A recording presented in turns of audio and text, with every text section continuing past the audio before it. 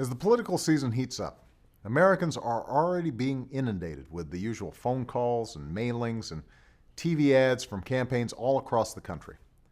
But this summer, they're also seeing a flood of attack ads run by shadowy groups with harmless-sounding names.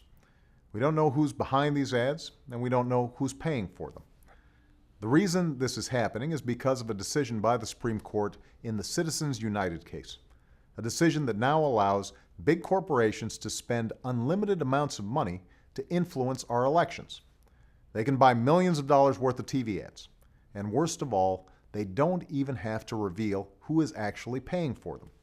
You don't know if it's a foreign-controlled corporation, you don't know if it's BP, you don't know if it's a big insurance company or a Wall Street bank. A group can hide behind a phony name like Citizens for a Better Future, even if a more accurate name would be Corporations for Weaker Oversight. We tried to fix this last month. There was a proposal supported by Democrats and Republicans that would have required corporate political advertisers to reveal who's funding their activities. When special interests take to the airwaves, whoever is running and funding the ad would have to appear in the advertisement and take responsibility for it, like a company's CEO or an organization's biggest contributor. And foreign-controlled corporations and entities would be restricted from spending money to influence American elections, just as they were in the past. You would think that making these reforms would be a matter of common sense. You'd think that reducing corporate and even foreign influence over our elections wouldn't be a partisan issue.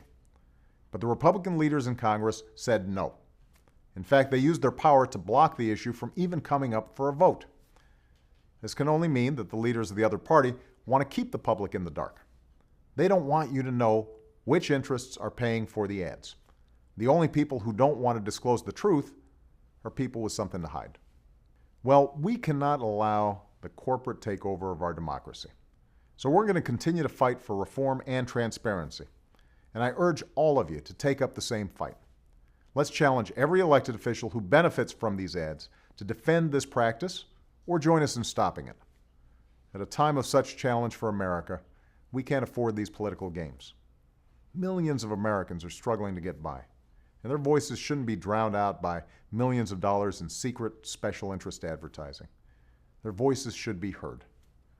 Let's not forget that a century ago it was a Republican president, Teddy Roosevelt, who first tried to tackle the issue of corporate influence on our elections.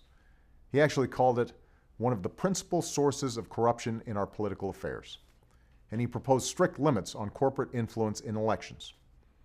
Every special interest is entitled to justice, he said, but not one is entitled to a vote in Congress, to a voice on the bench, or to representation in any public office. We now face a similar challenge and a similar opportunity to prevent special interests from gaining even more clout in Washington. This shouldn't be a Democratic issue or a Republican issue.